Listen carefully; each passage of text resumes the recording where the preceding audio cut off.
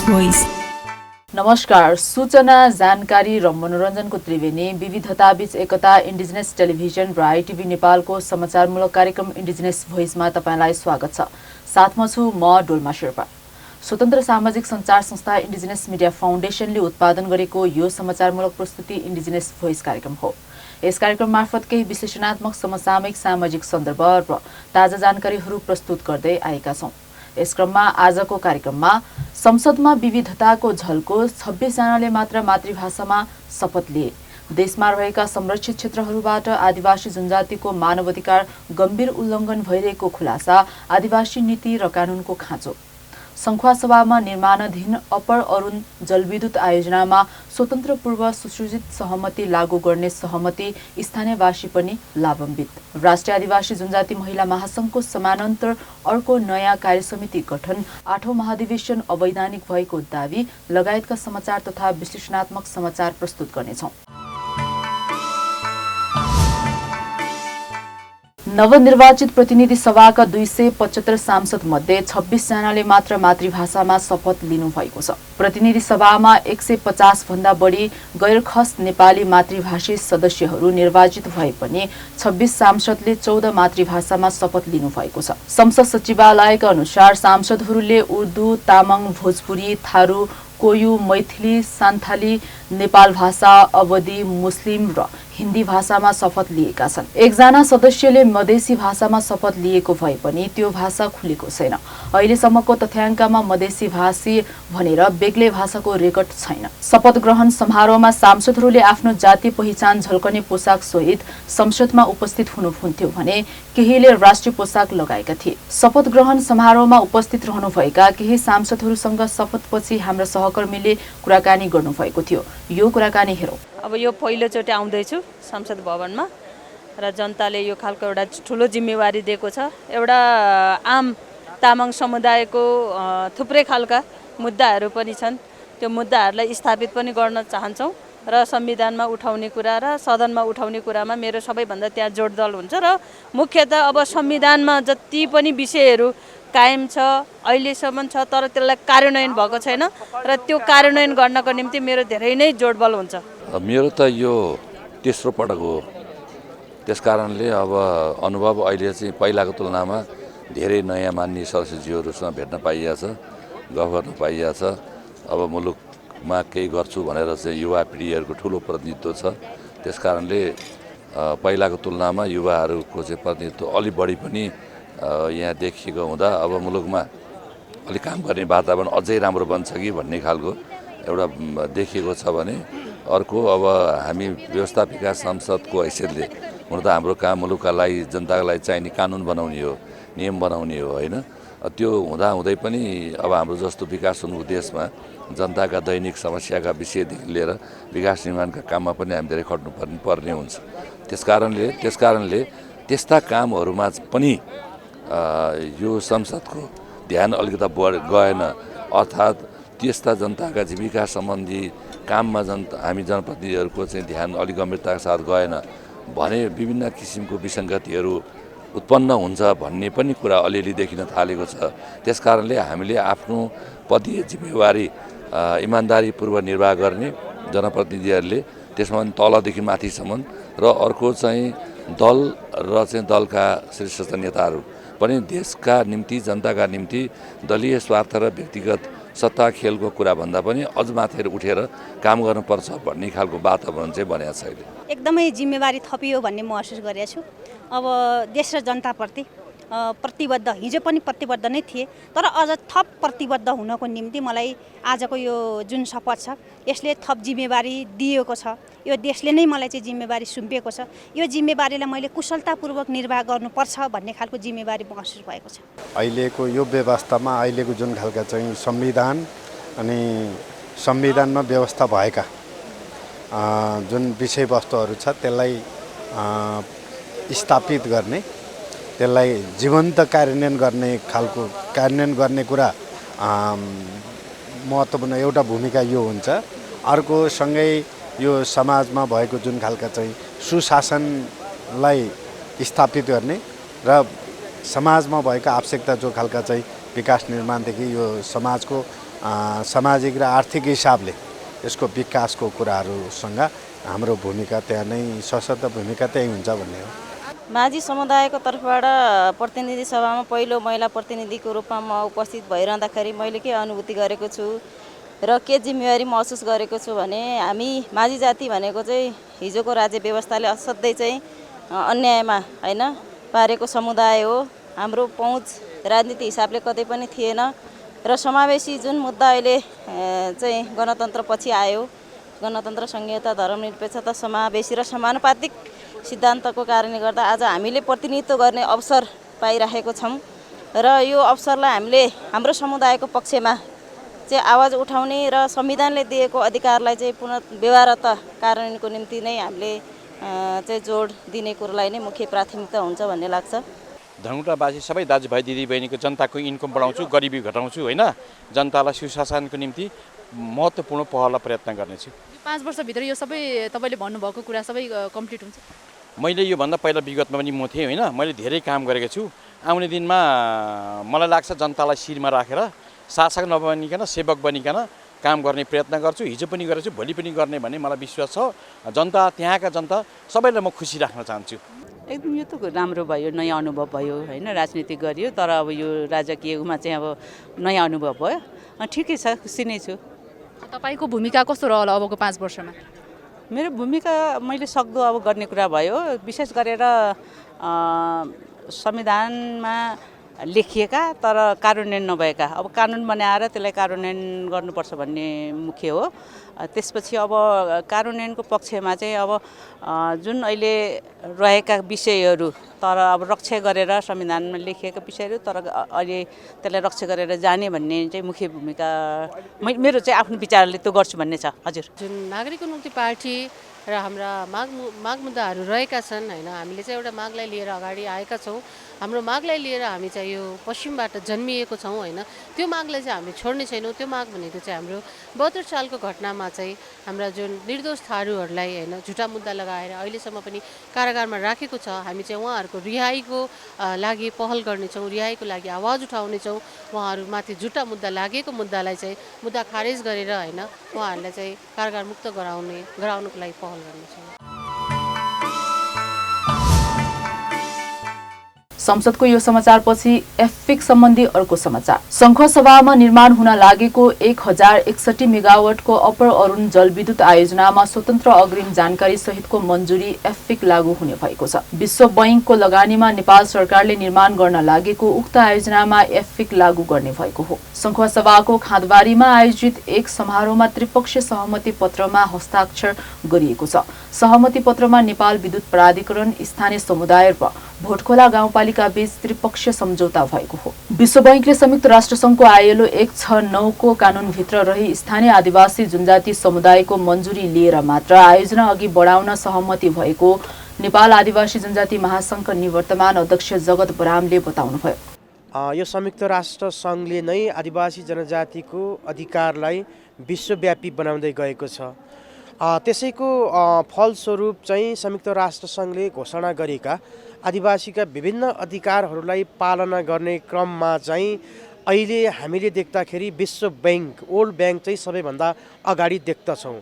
किनभने विश्व बैंकले जहाँ पनि लगानी गर्छ त्यो लगानी गर्ने ठाउँमा चाहिँ आफ्नो लगानी चाहिँ आदिवासी जनजाति समुदायको विरुद्धमा नहोस् भनेर चाहिँ ऊ बडो चनाखोपूर्ण ढङ्गले चाहिँ काम गरिराखेको सन्दर्भ छ। यसैको सन्दर्भमा चाहिँ नेपालमा पनि यो सङ्खुवासभा जिल्लाको भोटखोला गाउँपालिकामा विश्व बैंकको सहयोगमा नेपाल विद्युत प्राधिकरणले अप्पर अरुण, माथिल्लो अरुण चाहिँ जलविद्युत परियोजना चाहिँ सञ्चालन गर्न लागिराखेको छ।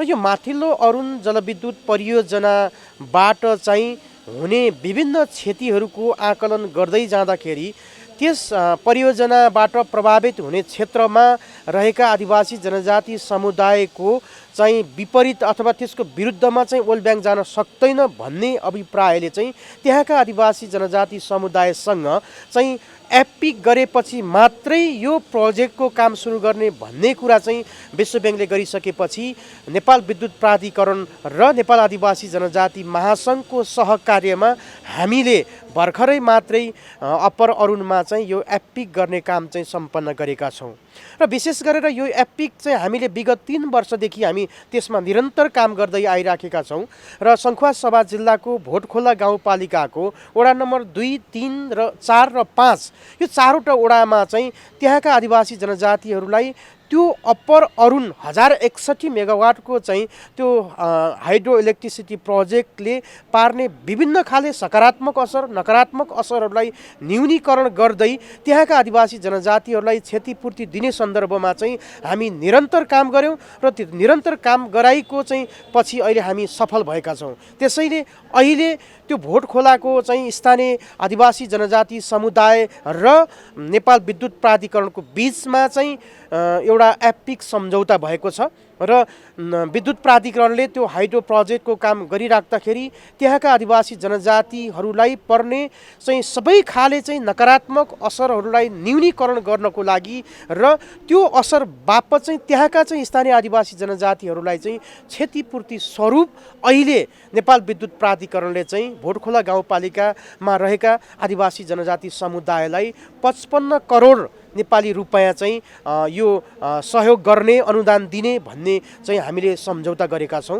र यसपछि चाहिँ यो 55 करोड रुपैयाँ चाहिँ त्यहाँको आदिवासी जनजाति समुदायको भाषाको संरक्षणको लागि संस्कृतिको संरक्षणको लागि त्यहाँका आदिवासी जनजातिहरूको आय आर्जनको लागि त्यसै गरी त्यहाँका चाहिँ आदिवासी जनजाति समुदायको सिप विकासको लागि छात्रवृत्तिको लागि लगायतका विभिन्न क्षेत्रमा सँगै चाहिँ तपाईँको त्यहाँका आदिवासी समुदायको गुम्बा निर्माणको लागि या तपाईँको अरू मानेहरू संरक्षणको लागि छोर्तेनहरू संरक्षणको लागि चाहिँ यो रकम चाहिँ खर्च गर्ने गरी सम्झौता गरिएको छ र यो सम्झौता गर्ने सन्दर्भमा र यो एपिक गराउने सन्दर्भमा चाहिँ नेपाल आदिवासी जनजाति महासङ्घले सहजीकरण गरेको थियो। त्यो सहजीकरण मार्फत चाहिँ अहिले त्यहाँको स्थानीय आदिवासी जनजाति समुदाय त्यहाँको स्थानीय सरकार र नेपाल विद्युत प्राधिकरण बिचको त्रिपक्षीय सम्झौता भए पश्चात चाहिँ अब त्यो हाइड्रो प्रोजेक्टको काम चाहिँ सुरु हुन लागेको छ। उहाँले यस परियोजना निर्माण विषय आइसकेपछि एपिक लागू हुनुपर्छ भने महासङ्घ लामो समयदेखि लागिरहेको र यसको परिणाम आयोजना स्थानीय आदिवासीको मन्जुरीबाट निर्माण हुन लागेको बताउनुभयो। अप्पर अरुण जलविद्युत आयोजना नेपालको अप्पर त्रिशुलीपछि एपिक लागू गर्ने दोस्रो आयोजना हो। यो जलविद्युत परियोजना सङ्खुवासभा जिल्लाको उत्तरी फेक भोटखोला गाउँपालिकामा निर्माण हुनेछ। आयोजनाको तर्फबाट स्थानीयको भाषा, लिपि, संस्कार, संस्कृति, रहन सहन, वेशभूषा र थाथलो संरक्षणका लागि 55 करोड रुपैयाँ दिने सहमत भएको छ। एपिक लिने अधिकार आदिवासी जनजातिको प्रतिनिधि संस्थालाई मात्र अधिकार भएको सन्दर्भमा नेपाल आदिवासी जनजाति महासङ्घले सहमति गर्न मिल्छ कि मिल्दैन भन्ने प्रश्नमा महासङ्घका निवर्तमान अध्यक्ष बरामले महासङ्घले सहजीकरण मात्र गरेको दावी गर्नुभयो। बिल्कुलै चाहिँ तपाईँको चाहिँ एपिक भन्ने कुरा कुनै सङ्गठनसँग हुँदैन। यो त एपिक चाहिँ समुदायसँगै हुने चिज हो। त्यसैले अहिले हामी पछिल्लो समयमा चाहिँ जनजाति महासङ्घले त एपिक गरेको होइन, हामीले सम्झौता गरेको होइन, हामीले त नितान्त सहजीकरण गरेको हो। त्यहाँको चाहिँ स्थानीय आदिवासी जनजातिको चाहिँ तपाईँको चेतना अभिवृद्धिको काम गरेका छौँ। उहाँहरूलाई चाहिँ तपाईँको नबुझेका चाहिँ एपिक सम्बन्धी होस् या प्राकृतिक स्रोतसँग सम्बन्धित होस् या अरू आदिवासीको अधिकार, भाषा, धर्म, संस्कृतिका कुराहरूमा उहाँहरूलाई चाहिँ हामीले सशक्तिकरण गरेका हौँ। यो बारेमा उहाँहरूलाई हामीले ज्ञान दिलाएका हौँ, प्रशिक्षित गराएका हौँ र हामीले यसको चाहिँ सम्झौता चाहिँ एपिक चाहिँ हाम्रो जनजाति महासङ्घले गरेको होइन। हामीले त सहजीकरण मात्रै गरेको हो, समुदायलाई हामीले प्रशिक्षित मात्रै गराएको हो।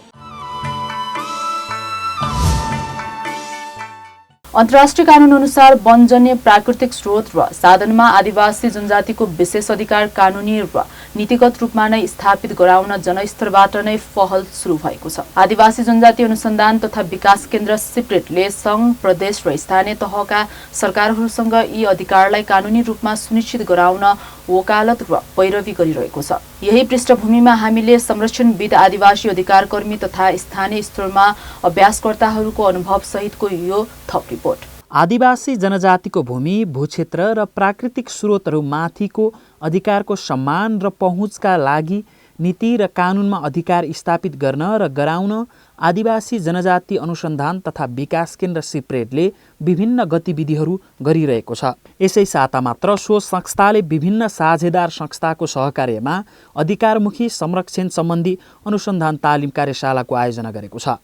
यसअघि यो संस्थाले आदिवासी मैत्री वन नीति र कानुन बनाउन विशेष अभियान नै सुरु गरेको थियो। हामीले चाहिँ यो हाम्रो सपोर्टेड संस्था चाहिँ टेन्युर फेसिलिटी भन्ने संस्था हो अनि जसमा चाहिँ हामीले यो नेपालमा चाहिँ 3वटा कन्सोर्टियम पार्टनर गरेर चाहिँ हामीले यो कार्यक्रम सञ्चालन गरिरहेको, जस्तै सामुदायिक वन उपभोक्ता महासङ्घ नेपाल, एउटा ग्रिन फाउन्डेसन नेपाल र हाम्रो centre for indigenous peoples research and development CIPRED भन्ने संस्थाबाट चाहिँ हामीले 3वटा कन्सोर्टियम पार्टनर गरेर चाहिँ हामीले यो टेन्युर फेसिलिटीको सपोर्टमा चाहिँ समुदायमा आधारित जुन तपाईँको टेन्युर राइट्स छ होइन, त्यो सम्बन्धी चाहिँ हामीले आदिवासी जनजाति र स्थानीय समुदायको चाहिँ स्रोतमा अधिकारको पहुँच गर्ने जुन कार्यक्रम हो यो, त्यो उद्देश्यले चाहिँ यो कार्यक्रम विगत 2020बाट चाहिँ हामीले सञ्चालन गरेर अहिले डिसेम्बर 2022मा सकेको छ र फेरि फर्दर यसलाई चाहिँ फेरि हामीले फेरि कन्टिन्यू गर्ने प्रोसेसमा हामी छौँ होइन।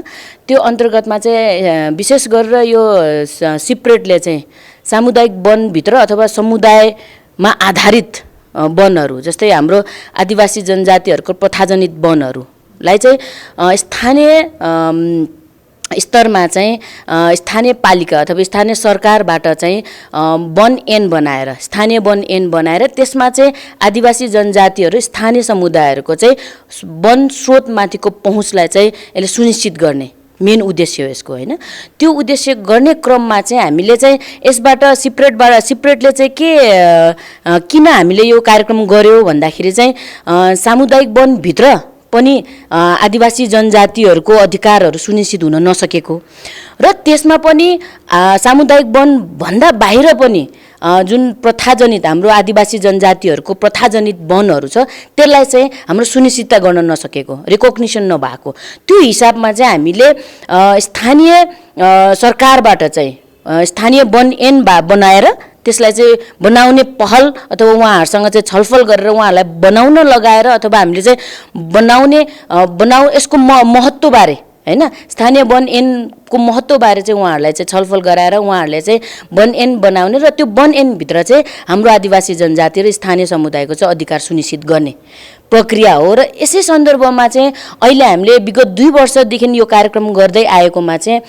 हाम्रो मोर देन 100 हैन 100वटा भन्दा बढी हामीले चाहिँ पालिकाहरूसँग काम गऱ्यौँ र त्यसमा पनि 35वटा पालिकाभित्र चाहिँ हामीले रिगोरसली एकदमै व्यापक हिसाबले चाहिँ हामीले काम गरेका छौँ। यही पृष्ठभूमिमा सिप्रेटका अध्यक्ष डाक्टर पासाङ शेर्पालाई यो अभियान अन्तर्गत आगामी दिनमा के गर्नुहुन्छ भनेर हामीले सोधेका थियौँ। सबैभन्दा महत्त्वपूर्ण कुरा चाहिँ रिसर्चमा फोकस गरेका छौँ र रिसर्चको आधारमा हामीले विभिन्न क्षेत्रमा आदिवासी जनजातिले प्रथाजनित अभ्यासको आधारमा वन जङ्गलहरूको संरक्षण गरिरहेको छ, त्यहाँको भूमिहरूको संरक्षण गरेका छ, उनीहरूको आफ्नै प्रथाजनित तपाईँको चाहिँ अभ्यासको आधारमा खेतीपातीहरूको चरण क्षेत्रहरूको व्यवस्थापन गर्दै आएको छ।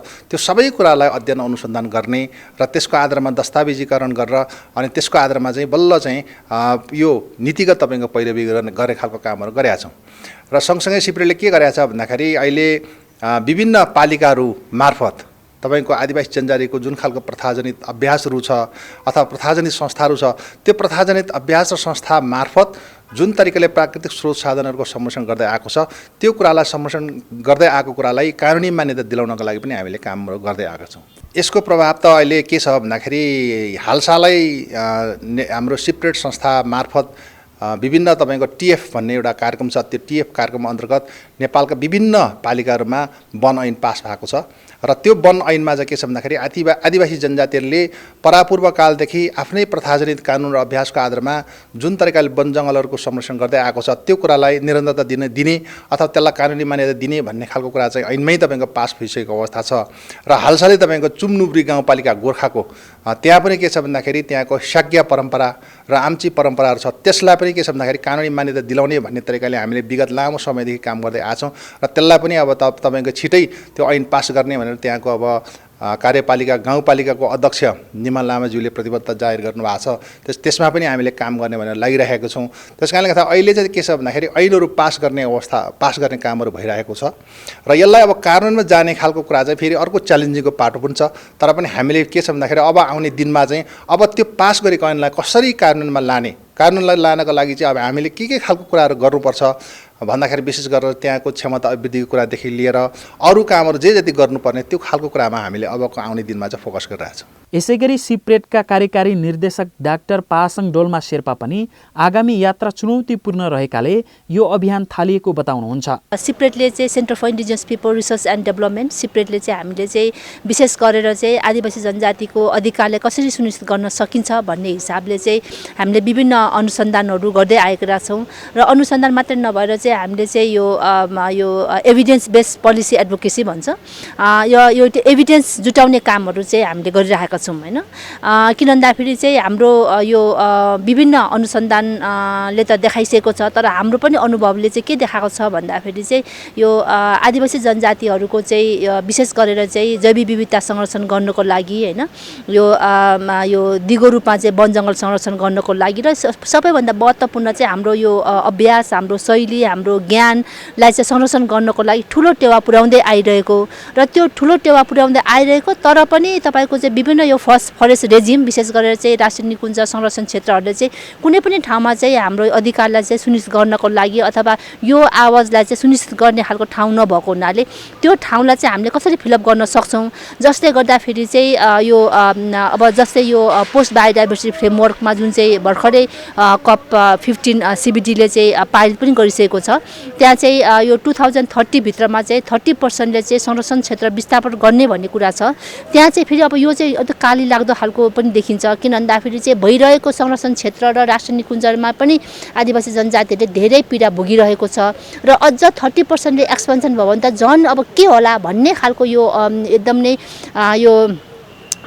नै अल्मलिरहेको अवस्थामा चाहिँ हामीले चाहिँ यो अनुसन्धान गर्न खोजिरहेको अहिले चाहिँ हैन। विशेष गरेर चाहिँ यो संरक्षण क्षेत्रमा चाहिँ आदिवासी जनजातिको भूमिका कस्तो भइरहेको छ, के अवस्था छ र हामीले चाहिँ यो अन्तर्राष्ट्रिय रूपमा दिएको यो हाम्रो यो जस्तै अन्तर्राष्ट्रिय रूपले दिएको मान्यतालाई चाहिँ कसरी चाहिँ सुनिश्चित गर्ने हिसाबले र आदिवासी जनजातिहरूको अधिकार विशेष गरेर चाहिँ हाम्रो प्रथाजनिक अभ्यास, हाम्रो यो जीविकोपार्जन गर्ने शैलीलाई चाहिँ कसरी संरक्षण गर्न सकिन्छ र जसले गर्दाखेरि चाहिँ भोलिको दिनमा यो विस्थापन हुन नपरोस्, भोलिको दिनमा तपाईँको चाहिँ आफ्नो बच्चा फ्यामिली छोडेर चाहिँ तपाईँको एउटा विदेशमा गएर चाहिँ एउटा जागिरको लागि चाहिँ विस्थापित हुन नपरोस् भन्ने हिसाबले पनि हामीले चाहिँ यो अनुसन्धान गरिरहेको, यो अनुसन्धानले डेफिनेटली पनि नेपाल सरकारलाई पनि फाइदा पुर्याउँछ। ILO महासन्धि नम्बर 169 आदिवासी जनजातिको अधिकार सम्बन्धी संयुक्त राष्ट्र सङ्घीय घोषणापत्र र जैविक विविधता महासन्धि लगायतका अन्तर्राष्ट्रिय कानुनहरूले वनजन्य प्राकृतिक स्रोत र साधनमा आदिवासी जनजातिको अधिकारलाई सुनिश्चित गरेको छ। नेपालको कानुनहरू चाहिँ अहिले वास्तवमा भन्ने भने जति यो संरक्षित क्षेत्रहरूमा आदिवासी जनजातिको अन्तर्राष्ट्रिय कानुन, अन्तर्राष्ट्रिय अधिकारहरू छन् त्यति राष्ट्रिय कानुनमा प्रतिबिम्बित भएको झल्किएको अवस्था छैन। त्यसो हुँदाखेरि जस्तो अब संरक्षित क्षेत्रहरूमाथिको आदिवासी जनजातिहरूको अधिकारका सन्दर्भमा अन्तर्राष्ट्रिय कानुनहरू पनि राष्ट्रिय कानुनहरूमा रूपान्तरण गर्ने र कार्यान्वयन गर्नुपर्ने हुन्छ। जस्तो अन्तर्राष्ट्रिय कानुनहरूको कुरा गर्दाखेरि जैविक विविधता महासन्धि 1992 भन्छ, त्यसमा जैविक विविधता र संरक्षित क्षेत्रमाथि आदिवासी जनजातिहरूको अधिकारका बारेमा पर्याप्त व्यवस्थाहरू गरिएका छन्। जस्तो कुनै पनि ठाउँमा संरक्षित क्षेत्रहरू घोषणा गर्नभन्दा पूर्व प्रभावित क्षेत्रका आदिवासी जनजातिहरूसँग स्वतन्त्र पूर्व सूची सहमति लिनुपर्ने, त्यो संरक्षित क्षेत्रमा भएका स्रोतहरूसँग सम्बन्धित आदिवासी जनजातिहरूको सांस्कृतिक प्रथाजनित अधिकारहरूको चाहिँ सम्मान गर्नुपर्ने, लगायतका परम्परागत ज्ञानहरूको चाहिँ प्रवर्धन गर्नमा राज्यले मद्दत गर्नुपर्ने लगायतका कुराहरू गरिएको छ। त्यसै गरी संरक्षित क्षेत्रहरूबाट प्राप्त लाभको न्यायोचित बाँडफाँड गर्नुपर्ने कुराहरू गरिएको छ। त्यसै गरी अब अहिले भर्खरै केही समय अगाडि यो जैव विविधता महासन्धिको 15औं सम्मेलन सम्पन्न भयो क्यानाडाको मोन्ट्रियलमा। त्यसले एउटा नयाँ दस्तावेज पारित गरेको छ। त्यो नयाँ दस्तावेजको नाम चाहिँ जैव विविधता सम्बन्धी विश्वव्यापी प्रारूप भन्छ। त्यो प्रारूपमा, त्यो दस्तावेजमा अब खास गरी संरक्षित क्षेत्रमा आदिवासी जनजाति र स्थानीय समुदायको अधिकार सुनिश्चितताका लागि थुप्रै व्यवस्थाहरू गरिएको छ। जस्तो आदिवासी जनजातिको पूर्वसूची सहमति नलिकन नयाँ संरक्षित क्षेत्रहरू घोषणा गर्न नपाइने, भइरहेका संरक्षित क्षेत्रहरू पनि आदिवासी जनजातिको प्रथाजनित परम्परागत ज्ञानमा आधारित भएर संरक्षण गर्नुपर्ने, त्यसबाट प्राप्त जति पनि स्रोतहरू छ त्यसको न्यायोचित लाभको बाँडफाँड गर्नुपर्ने कुराहरू त्यसमा उल्लेख गरिएको छ। र नयाँ संरक्षित क्षेत्रहरू घोषणा गर्नुको सट्टामा अहिले आदिवासी जनजाति र स्थानीय समुदायले पुर्खाका पालादेखि संरक्षण गरेका संरक्षण पद्धतिहरूलाई नै ती प्रभावकारी भएको हुनाले तिनीहरूलाई नै मान्यता दिएर संरक्षणका कामहरू गर्नुपर्ने भन्ने कुरा त्यसमा उल्लेख भएको हुनाले अन्तर्राष्ट्रिय दस्तावेजका आधारमा संरक्षित क्षेत्रहरू र जैव विविधतामाथिको आदिवासी जनजातिहरूको अधिकार निकै सशक्त छ। तर त्यसको राष्ट्रिय कानुनमा रूपान्तरण गरेर प्रभावकारी रूपमा कार्यान्वयन गर्ने कुरामा नेपालमा थुप्रै कमी कमजोरीहरू छन्, जुन कुरा चाहिँ आगामी दिनमा अब अहिले पारित भएको नयाँ विश्वव्यापी जैव विविधता महासन्धिको विश्वव्यापी प्रारूपलाई टेकेर नयाँ कानुनहरू, नयाँ रणनीतिहरू, नयाँ योजनाहरू तर्जुमा गरेर अगाडि बढ्नुपर्ने हुन्छ। र यसका लागि आदिवासी जनजाति का सङ्घ संस्था सङ्गठनहरूले पनि त्यो नयाँ दस्तावेजमा के छ भन्ने कुराको राम्रो गरी अध्ययन गर्ने, त्यसलाई विश्लेषण गर्ने, प्रचार प्रसार गर्ने र क्षमता बढाएर जाने काम चाहिँ गर्नुपर्ने हुन्छ।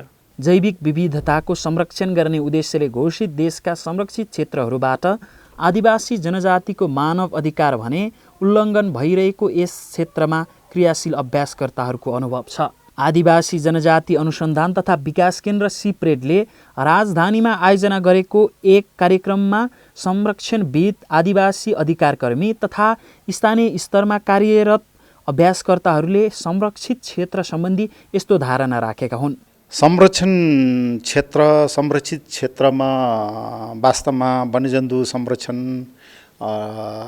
नेचर बेस्ड टुरिज्मको कार्यक्रमहरू त उल्लेख्य रूपमा भएको हो हैन। त्यो भएर चाहिँ अन्तर्राष्ट्रिय रूपमा हाइलाइटेड कुराहरू के छ भने हामी गैंडालाई स्थानान्तरण गर्न सफल भयौँ, बाघको सङ्ख्या दोब्बर तेब्बर बढायौँ हैन। त्यसै किसिमले हामी सामुदायिक वन व्यवस्थापनमा विश्वमै एउटा अग्रज भूमिका चाहिँ खेलिरहेका छौँ भनेर चाहिँ हामीले जुन हिसाबले भनिरहेका छौँ। तर घरभित्र हेर्दाखेरि खास रूपमा भन्ने हो भने संरक्षण क्षेत्रभित्र भएका स्थानीय जनता अर्थात् आदिवासी जनजातिहरूको अवस्था खासै त्यति राम्रोसँग सुधारेको अवस्था छैन। किनभने संरक्षणलाई हामीले वास्तवमा भने समृद्धिसँग चाहिँ जोड्नुपर्छ। भोको पेटमा संरक्षण हुँदैन। संरक्षणलाई समृद्धिसँग जोड्दाखेरि आदिवासी जनजातिहरूको जनजीविका मा कस्तो किसिमको असर पर्यो त? उनीहरूको अधिकार सुनिश्चित भएको छ कि छैन? र उनीहरूले प्रथाजनित रूपमा काम गरेका आफ्नो चाहिँ प्रथाजनित कानुन संस्कार अनुसारको परम्परागत प्रणालीहरूलाई चाहिँ कायम हुन सकेको छ कि छैन? यी यावत कुराहरूलाई चाहिँ हामीले अलिकति समीक्षा गर्नुपर्ने हुन्छ। र त्यो हिसाबले हेर्दाखेरि खास गरेर आदिवासी जनजातिहरूको रोजीरोटीको सवालमा अलिकति जनजीविकाको विकासहरू त्यति राम्रोसँग भइरहेको छैन। र हुन त अब राष्ट्रिय निकुञ्जको तुलनामा अलिकति संरक्षण क्षेत्रमा एउटा फ्लेक्सिबिलिटी, एउटा लचिलोपना छ। थोरै रूपमा भयो भने उपयोगको कुराहरू गरिरहेको छ। यद्यपि यो पुग्दो छैन। त्यो भएर चाहिँ प्राकृतिक स्रोत माथिको चाहिँ एउटा पहुँच र अधिकारको कुराहरूको सवालमा आदिवासी जनजातिहरू त्यसमा पुग्न सकिरहेको छैन। र आदिवासी जनजातिहरूको चाहिँ हुनुपर्ने एउटा संरक्षणमा सहभागिता, एउटा निर्णय गर्ने अधिकार र हरेक कार्यक्रमको चाहिँ फेजहरूमा चाहिँ अर्थपूर्ण सहभागी हुन सकिरहेको छैन। यो चाहिँ समस्याको रूपमा देखिरहेको छ। आदिवासी जनजातिको अब भनौँ न आर्थिक उन्नति या काम गर्ने या भनौँ न सबै चाहिँ हाम्रो त्यहीबाट हुन्छ। जस्तो कि वन्यजन्तु आरक्षण कोशी टप्पूमा हामीले त्यहीँबाट दाउरा ल्याउने होइन, घाँसपात काट्ने, वस्तुहरू चराउनेदेखि लिएर त्यहीँ हुन्छ हाम्रोमा। अनि त्यहाँदेखि चाहिँ हामीले जति गर्नुपर्ने हो, लाभ उठाउनु पर्ने हो, त्यति चाहिँ हामीले लाभ उठाउन पाएको छैन। हामी त्यहाँ आफ्नो जीविकोपार्जन गर्न पनि हामी जान्छौँ होइन, व्यापार बिजनेसको लागि पनि हामी जान्छौँ।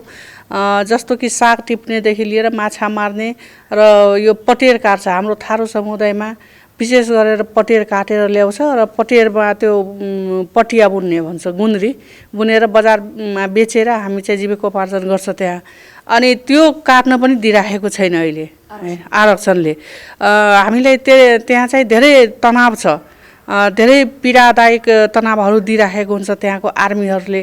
वार्डेनहरूलाई भन्दाखेरि अब नियम कानुनको कुरा गर्नुहुन्छ होइन, आदिवासी जनजातिको त्यहाँ भन्नुहुन्छ भने धेरै पीडाजनक छ। आदिवासीले जति आफ्नो स्थानीय स्तरमा गर्नुपर्ने हो होइन, उपभोग गर्न सक्नुपर्ने हो त्यति चाहिँ भइराखेको छैन। आदिवासी जनजातिका अधिकारहरू अन्तर्राष्ट्रिय सन्धि, महासन्धि तथा नेपालको संविधानमा प्रत्याभूत गरिएको भए तापनि कार्यान्वयन पक्ष अत्यन्त फितलो रहेको छ। अधिकारलाई कानुनी र व्यावहारिक रूपमा नै सुनिश्चित गराउन निरन्तर संवाद, बहस र पैरवी हुन आवश्यक छ। क्यामेरामा तेज किरातीका साथमा सुजन सुनुवार, काठमाडौँ। 683 मेगावाटको सुनकोशी 3 जलविद्युत आयोजनाको काम नथाल्न त्यस आयोजना प्रभावित क्षेत्रका अगुवाहरूले माग गरेका छन्। राजधानीमा एक पत्रकार सम्मेलनको आयोजना गरेर त्यस आयोजनाबाट प्रभावित हुने माझी, डोने र तामाङ समुदायका अगुवाहरूले यस्तो माग गरेका हुन्। स्थानीय प्रभावितहरूसँग स्वतन्त्र अग्रिम जानकारी सहितको मन्जुरी, एफिक र सांस्कृतिक प्रभाव मूल्याङ्कन CIA नगरी कार्य अगाडि बढाएकोले त्यसको गतिविधि तुरुन्त बन्द गर्न माग गरिएको छ। उक्त आयोजनाबाट 3600 घरधुरी विस्थापित हुनेछ। सिन्धुपाल्चोक र काभ्रे जिल्लाका 5 गाउँपालिका, रामेछाप जिल्लाका 2 गाउँपालिका र सिन्धुली जिल्लाका 1 गाउँपालिकालाई प्रत्यक्ष रूपमा प्रभाव पर्ने आयोजकको दाबी छ। सुनकोशी क्षेत्रमा चाहिँ नेपाल सरकारले परियोजना 2वटा लागू गर्दै रहेछ। झन्डै 1661 मेगावाट विद्युत उत्पादन गर्नको लागि चाहिने ठुलो धनराशि खर्च गरेर त्यहाँका मानव समुदायलाई नै ध्वस्त गरेर, त्यहाँको जमिनलाई पनि तपाईँ ध्वस्त गरेर त्यो परियोजना निर्माण गर्न लागि राखेको रहेछ। हामीले खोजेको विकास भनेको यी सबैलाई ध्वस्त गरेर होइन, यी सबैलाई बचाउने। अहिले मलाई के लाग्छ भने विज्ञान र प्रविधिले जति पनि चाहिँ विकास गरेको छ, प्रकृति मैत्री छैन, मानव मैत्री छैन। तर त्यही विज्ञान र प्रविधिलाई पनि प्रकृति मैत्री र मानव मैत्री तरिकाले चाहिँ अगाडि लैजान सकिन्छ नि त। तर किन यसो नगरेको? अहिलेको विज्ञान र प्रविधि नेपाल सरकारदेखि लिएर विश्वको सरकार यसमा चाहिँ फेल भएको देख्छु मैले चाहिँ। त्यसकारण यहाँलाई चाहिँ हाम्रो के अनुरोध छ भने विद्युत विकासको लागि चाहिँ जो हालको वातावरण छ, जो हालको टेक्नोलोजी र प्रविधिको विकासले चाहिँ नै मान्छेको विनाश पनि भइराखेको छ, प्रकृतिलाई पनि विनाश गरिराखेको छ। यस्तो खालको विकासहरू चाहिँ नगर्दा नै राम्रो हुन्छ। यो जनसाय सम्बन्धी जुन प्रत्यक्ष त्यहाँ बस्ने हाम्रो विभिन्न आदिवासी जनजाति, सीमान्तीय जातिहरू त्यो बसोबास गर्दै आएको राज्यलाई थाहा छ। तर उहाँहरूले चाहिँ जाने हेपेरै हाम्रो जातलाई, हाम्रो समुदायलाई, हाम्रो वर्गलाई सोध्नै पर्दैन भने जस्तो तरिकाले यो आयोजना चाहिँ सुरु गर्न लाग्नु भएको छ नेपाल सरकार। यसमा यो चाहिँ यो पत्रकार यो साथीहरूको मार्फत उहाँहरूले चाहिँ हाम्रो केही शब्दलाई र उचित क्षतिपूर्तिलाई सम्मानजनक चाहिँ तरिकाले यो आयोजना चाहिँ सुरुवात गरिदिएको भए यो खालको अहिले हामीले यहाँ पत्रकार सम्मेलन गर्नुपर्ने जस्तो स्थिति पनि थिएन, हुँदैन थियो होला। र हामीलाई यो त अपमान तरिकाले विभिन्न चाहिँ यो चाहिँ हाम्रो चाहिँ आदिवासी जनजातिको हक अधिकारलाई चाहिँ जहिले पनि यसै गरी चाहिँ लान्छना लगाएर दुनियाँ तरिकाले चाहिँ अब छायामा पार्ने भइसके पछाडि हामीले चाहिँ सचेत हुनुपर्छ अब भनेर हामीले चाहिँ यसको कार्यक्रम, यो खालको कार्यक्रम चाहिँ अब हामीले देशैभरि चलाउँदै आएको छौँ।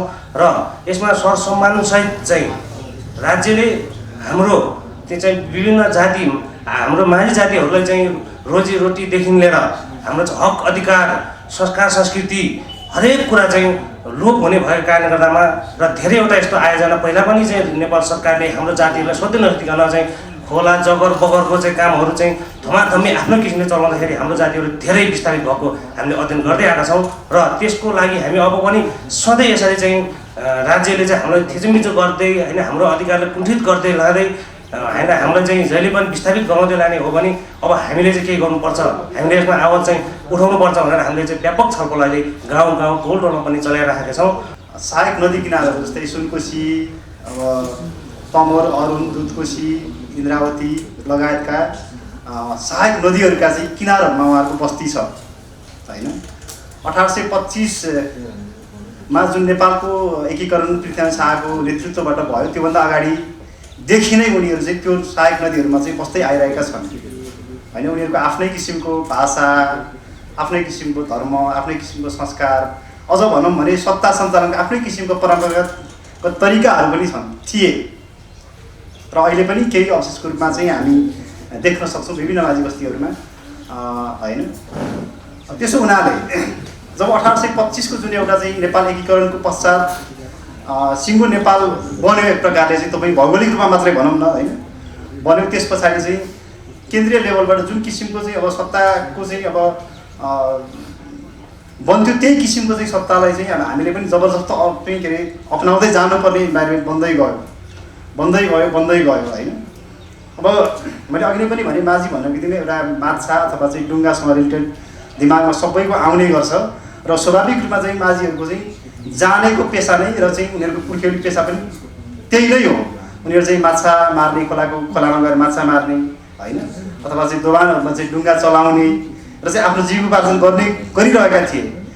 अब जब विकासले चाहिँ एउटा खालको चाहिँ तपाईँको चाहिँ अब नयाँ मोड लिँदै गयो, त्यस पछाडि विभिन्न चाहिँ अब राजमार्गहरू बन्न सुरु गरे होइन। राजमार्गहरू बन्दै गइसके पछाडि अब खोलामा पनि पुलहरू बन्न थाले होइन। अनि त्यस पछाडि चाहिँ बिस्तारै डुङ्गा विस्थापित हुँदै गयो, किनभने पुल हुँदाहुँदै डुङ्गामा तर्ने त कोही त हुन्थेन होइन, एउटा जोखिम पनि थियो त्यो डुङ्गा आफैमा। त्यो कारणले गर्दाखेरि चाहिँ अब उनीहरूको चाहिँ एउटा त्यो डुङ्गा चलाउने पेसा पनि एक प्रकारले कोसियो। सो परियोजनाको वातावरणीय मूल्याङ्कन प्रतिवेदन हालै सरकारले स्वीकृत गरेको छ। राष्ट्रिय आदिवासी जनजाति महिला महासंघको हालै सम्पन्न 8औं महाधिवेशनका असन्तुष्ट पक्षले समानान्तर अर्को नयाँ तदर्थ कार्य समिति गठन गरेको छ। महासंघका तत्कालीन महासचिव जुनिता राईको अध्यक्षतामा 10 सदस्यीय नयाँ समानान्तर कार्य समिति गठन गरिएको एक पत्रकार सम्मेलनमा जानकारी दिएको छ। पत्रकार सम्मेलन गर्दै महासंघको 8औं महाधिवेशनबाट निर्वाचित कार्य समिति वैधानिक नभएको भन्दै नयाँ तदर्थ समिति गठन गरेको दावी गर्नुभएको छ। राष्ट्रिय आदिवासी जनजाति महिला महासंघ 2055 सालमा एउटा चौरमा अथवा एउटा कुनै बन्द कोठामा जनजाति महासंघको त्यो तत्कालीन नेपाल आदिवासी जनजाति महासंघको कार्यालय तत्कालीन बस पार्कमा थियो। त्यहाँ केही हाम्रा अग्रज दिदीहरूले 9वटा सदस्यीय सङ्गठनहरूको एउटा साथ लिएर तदर्थ कमिटी गठन गरेर त्यसलाई 56 सालमा यही भिरकुटी मण्डपको पर्यटन बोर्ड हलमा एउटा जातीय संस्थाको 5 जना प्रतिनिधि लिएर यसलाई चाहिँ दर्ता गर्न क्रममा तदर्थ कमिटीको रूपमा चाहिँ यो फर्मेसन भएको थियो। गर्दै गर्दै यसको लामो इतिहास 2055-56 हुँदै यसले चाहिँ 58 मा तदर्थ कमिटीको पूर्ण रूप पायो। सन् 2000 मा आएर यसले 2058 मा आएर बल्ल यसले चाहिँ जिल्ला प्रशासनमा दर्ता गरेर आफूलाई नेपाल सरकारको एउटा जातीय सङ्गठनको महासंघको रूपमा चाहिँ यो दर्ता भएको छ र बिस्तारै बिस्तारै दर्ता हुने क्रममा पहिले 7वटा जातीय संस्थाबाट सुरु भएको महासंघ अहिले आएर 48वटा जातीय सङ्गठनमा चाहिँ आफ्नो आबद्धता मार्फत महासंघ बनेको छ। यसर्थ यो चाहिँ आदिवासी महिलाहरूको छाता सङ्गठन र यो एउटा हाम्रो महासंघ हो भनेर हामी यहाँ दिनरात हाम्रा आदिवासी दिदीबहिनीहरूको विभिन्न तालिमहरू, भाषा संस्था संस्कृति संरक्षण सम्वर्धनका लागि अवेरनेस प्रोग्रामहरू, क्षमता अभिवृद्धिका कार्यक्रमहरू गर्दै यो महासंघले आफ्नो यति लामो जीवनको कालखण्डहरू पारित गर्दै आउँदाखेरि 7औं महाधिवेशन सम्पन्न गर्न सफल भएको थियो र 8औं महाधिवेशनमा आएर एउटा जातीय संस्था नवीकरण नभएको बहानामा जातीय संस्था आफैमा स्वायत्त हो, महिला संस्थाहरू आफैमा स्वायत्त हो, महासंघ उसँग आबद्धता मात्रै हो, त्यस्तो जातीय संस्थालाई जिल्ला प्रशासनको नवीकरण नगरेको बहानामा 27वटा जातीय संस्थाहरूलाई पाखा राखेर गरिएको महाधिवेशनप्रति हाम्रो असन्तुष्टि र हामीले हाम्रै घरबाट अधिकार अथवा हाम्रो बहिष्करण विरुद्धका आवाज उठाउन बाध्य भएर हामी आज यो पत्रकार सम्मेलन गर्न बाध्य छौँ। 8औं महाधिवेशनको बन्द सत्रमा प्रशासकीय रूपमा दर्ता भएको संस्थालाई नवीकरण नभएको भन्दै दर्ता प्रक्रियाबाट बाहिर गराइएको र राष्ट्रिय आदिवासी जनजाति महिला महासंघ स्वयंको नवीकरण नभएको उल्लेख गरिएको छ। पत्रकार सम्मेलनमा दिएको जानकारी अनुसार समानान्तर नयाँ तदर्थ समितिको अध्यक्षतामा जुनिता राई, वरिष्ठ उपाध्यक्षमा पुष्पा बुढाथोकी, उपाध्यक्षमा रीना थकाली, बीना नगरकोटी पहरी, माया चौधरी, महासचिवमा विनिता आले मगर, अनुसन्धान तथा सञ्चार सचिवमा सुजा राई, विदेश तथा परियोजना सचिवमा वसुन्धरा घरती भुजेल, जनसम्पर्क सचिवमा नानु धामी, भाषा तथा संस्कृति सचिवमा नरमाया दुरार र कोषाध्यक्षमा मायलु तामाङ रहनु भएको छ। गत साता मात्र राष्ट्रिय आदिवासी जनजाति महिला महासंघको 8औं महाधिवेशनबाट शेर्पा महिला संघकी अध्यक्ष नेमी शेर्पाको अध्यक्षतामा नयाँ कार्यसमिति चयन गरिएको बताएको थियो।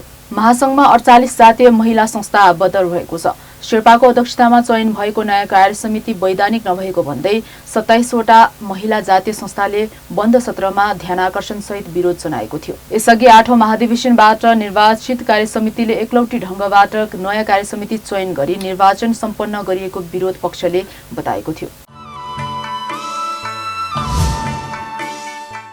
आदिवासी तामाङहरूको जातीय संस्था नेपाल तामाङ घेदुङले सोनाम लोछारको अवसर पारेर घेदुङको भवन खरिदका लागि आर्थिक संकलन गर्ने बताएको छ। घेदुङले यस वर्षको लोछारको लोखोर लोगोसँगै नारा पनि सार्वजनिक गरेको छ। सोनाम लोछार 2859 लाई भव्य रूपले सफल पारौं, ग्रेन गेदिम खरिदको आर्थिक अभियानलाई पूरा गरौं भनेर नारा तय गरेको छ। घेदुङले इलामको कन्याममा सम्पन्न गरेको आफ्नो तेस्रो पूर्ण बैठकबाट भवन खरिदका विषयसँगै स्थानीय तहमा तामाङ मातृभाषामा पठन पाठनको स्थानीय तह संख्या बढाउने र तामाङ समुदायको राष्ट्रिय पर्व लोछारलाई टुँडीखेलमा आयोजना गर्ने, यसैगरी घेदुङको स्थापना दिवसको अवसरमा कार्यक्रम आयोजना गर्ने निर्णय भएको अध्यक्ष मोहन गोलेले पत्रकार सम्मेलनमा जानकारी दिनुभयो। घेदुङको लामो समयदेखिको सपना अहिलेसम्म ग्रेन गेदिम बन्न सकेका छैन। हाम्रो सांस्कृतिक सामुदायिक भवन छैन। अहिलेसम्म हामी भाडाकै घरमा बसिरहेछौँ। यो बडो विडम्बना छ।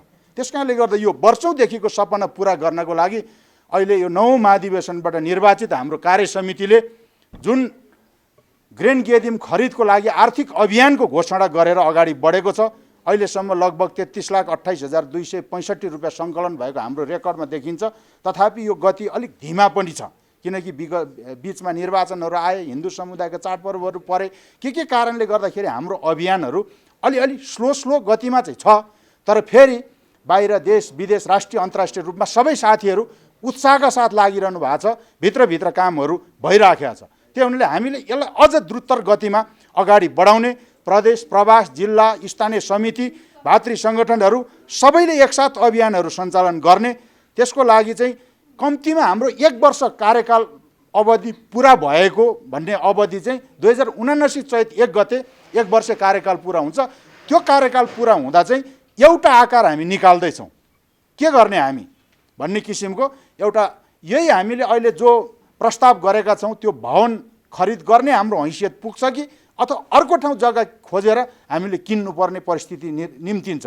त्यो एउटा ठाउँमा हामी पुग्ने भनेर त्यो किसिमले योजना बनाएका छौँ। र विशेष गरी सोनाम लोछार 2859 यही टावर लो स्त्री वर्ष छुइखाम भनेर भनिन्छ। यो वर्ष अब नजिकिँदैछ। यसलाई हामी बढीभन्दा बढी ग्रेन गेदिम खरिदको आर्थिक अभियानलाई पुरा गर्ने दिशामा योजनाहरू बनाइरहेको कुरा पनि म यहाँहरू समक्ष राख्न चाहन्छु। र हामीले नारा तय गरेका छौँ। यो लोगोमा यहाँहरूले देख्न सक्नुहुन्छ। सोनाम लोछार 2859 लाई भव्य रूपले सफल पारौँ, ग्रेन गेदिम खरिदको आर्थिक अभियानलाई पुरा गरौँ। हामीले यो लोगोमै राखेका छौँ।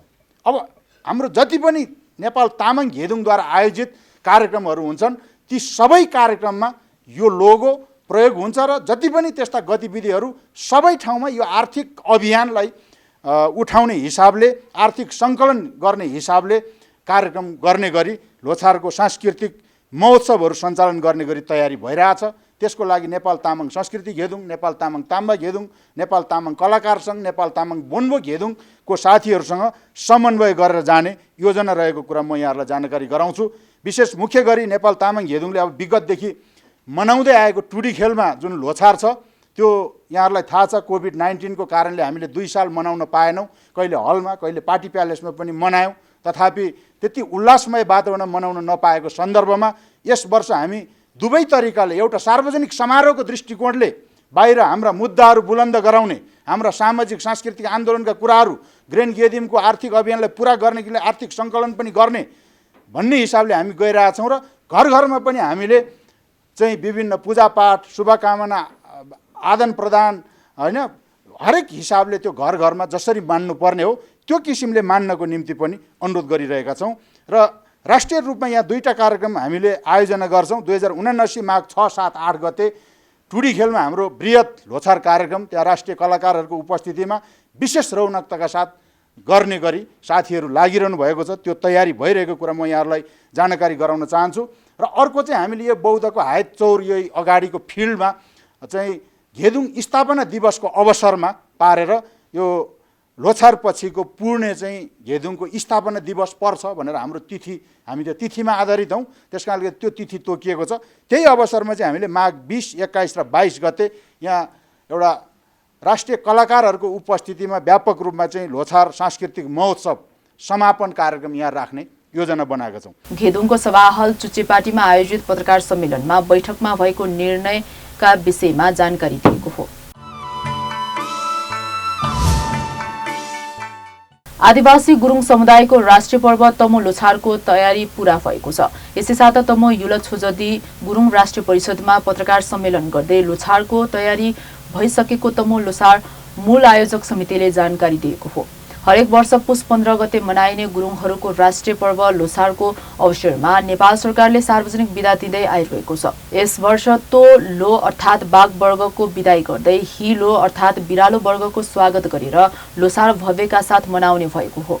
लोछारको अवसरमा तमो गुरुङ परम्परा अनुसार गुरुङ पुरोहित पच्चु क्लेफ्री बोन्पो लमा लामाद्वारा 14 गते रातको 12 बजे शान्ति पूजा गरी पुस 15 गते नयाँ बिहानीको झुल्के घाममा नयाँ वर्गको स्वागत गरी लोछार मनाउने कार्य गरिन्छ।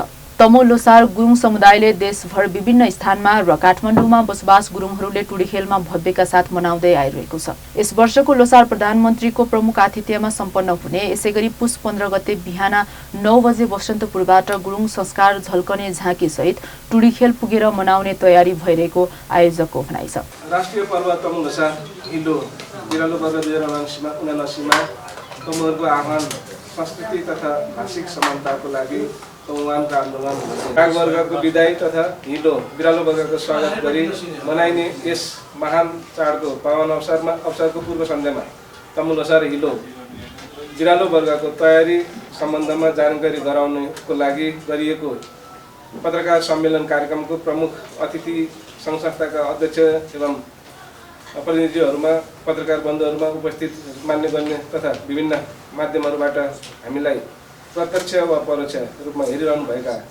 विश्वभर रहनुभई हामीसँग जोडिनुभएका समस्त नेपाली दाजुभाइ तथा दिदीबहिनीहरूमा हार्दिक मङ्गलमय आशीर्वाद शुभकामना व्यक्त गर्न चाहन्छु। मानबहादुर विष्णुमाया सुनुवार स्मृति छात्रवृत्ति वितरण गरिएको छ। सुनुवार सेवा समाजको सभाहलमा आयोजित एक कार्यक्रमका बीच स्नातक अध्ययनरत विद्यार्थीहरूलाई छात्रवृत्ति प्रदान गरिएको हो। गत वर्ष 8 जना स्नातक पहिलो वर्ष अध्ययनरत विद्यार्थीहरूलाई छात्रवृत्ति दिएको थियो। इन्जिनियरिङ अध्ययनरत मोरङ्की समिका सुनुवारलाई रु 25,000 र अन्य विषय अध्ययनरत गर्ने 5 जनालाई 15,000 र एकै घरका 2 जना दिदीबहिनी सुषमा र सुस्मिता सुनुवारलाई नगद 12,000 मानबहादुर विष्णुमाया सुनुवार स्मृति शैक्षिक कोषले प्रदान गरिएको थियो। सोही छात्रवृत्तिलाई निरन्तरता दिँदै स्नातक दोस्रो वर्ष अध्ययनरत गरिरहेका विद्यार्थीहरूलाई छात्रवृत्ति प्रदान गरिएको छ। किरात सुनुवार सेवा समाज पूर्व सचिव भक्तमान सुनुवारले आफ्नो बुबा मानबहादुर सुनुवार र आमा विष्णुमाया सुनुवारको सम्झनामा शैक्षिक कोषको स्थापना गर्नुभएको थियो। यही सूचना तथा जानकारी सहित आजको इन्डिजिनियस भोइस कार्यक्रमको बीट मार्ने बेला भएको छ।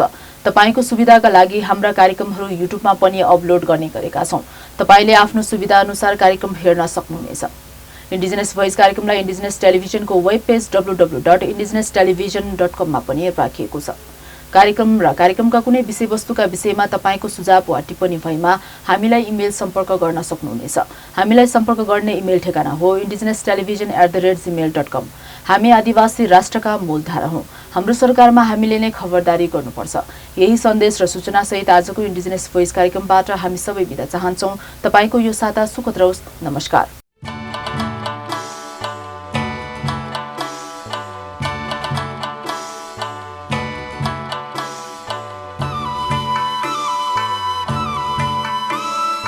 Indigenous Voice.